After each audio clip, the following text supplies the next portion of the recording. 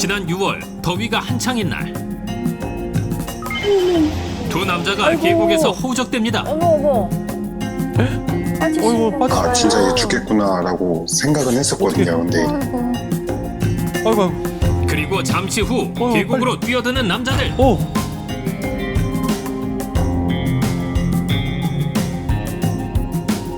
와. 재빨리 물에 빠진 이를 데리고 나오는데요. 아이고, 다행이네요.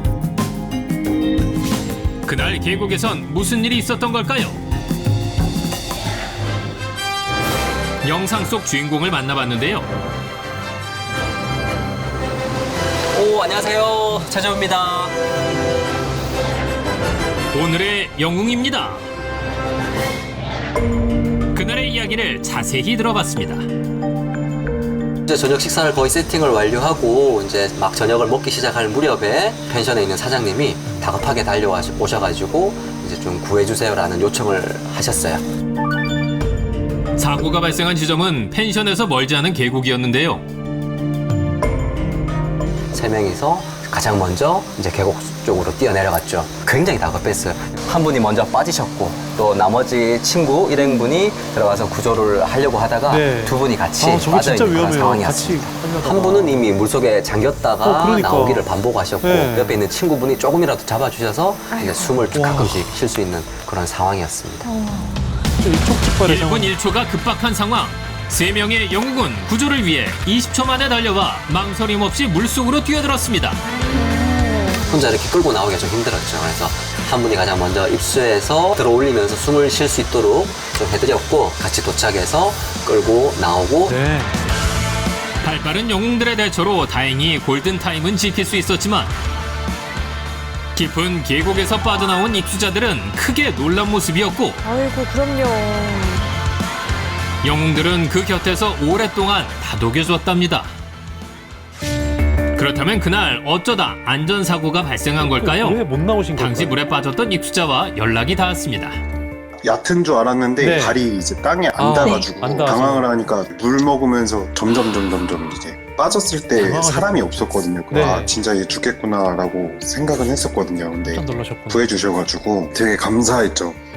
큰일 날 뻔했어요. 과연 이날 계곡에선 무슨 일이 있었을까? 최초 목격자를 만나봤습니다. 저 지점이거든요. 사고 지점은 육지와 불과 10m 거리. 안 깊어 보여요. 눈으로 하지만 보기엔. 주변에 물놀이 하던 사람은 없었다고 합니다. 사람이 없었구나. 두 분만 낚시를 좀 늦게까지 하느라고 남아 계셨었나 봐요. 저기 계셨고.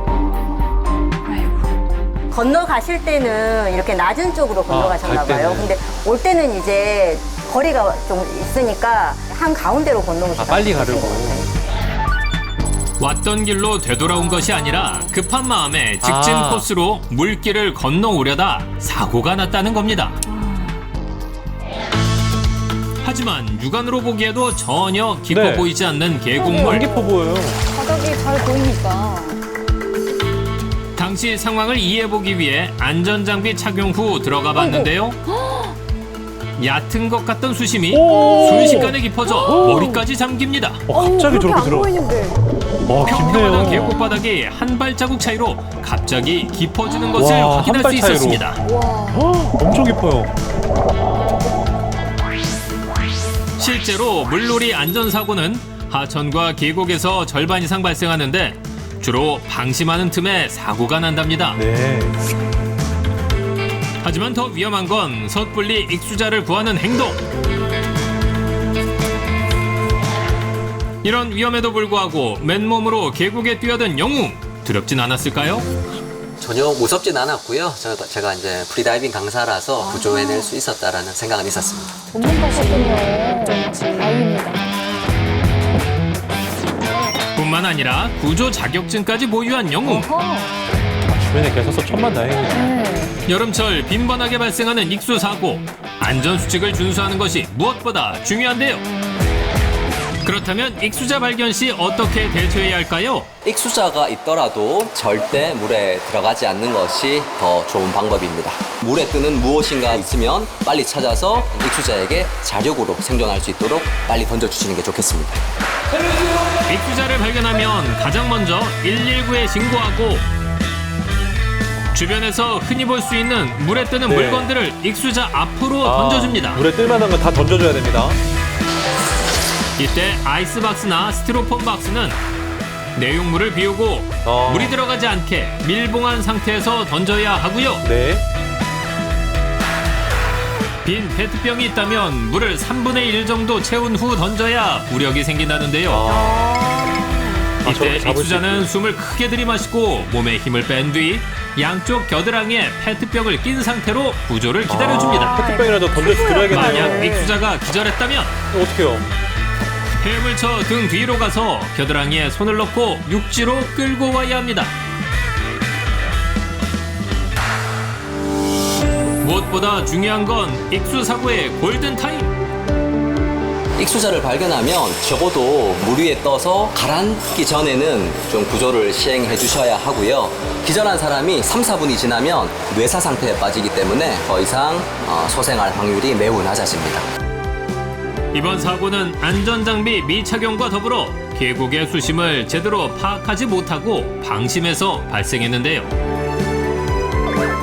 물놀이 전 정확한 수심 파악과 안전장비 착용은 필수라는 점 잊지 마세요. 앞으로도 능력이 된다면 망설이지 않고 최선을 다해서 당연히 구해드려야겠죠. 그렇지만 가장 중요한 거는 본인의 안전은 본인이 챙겨야 합니다.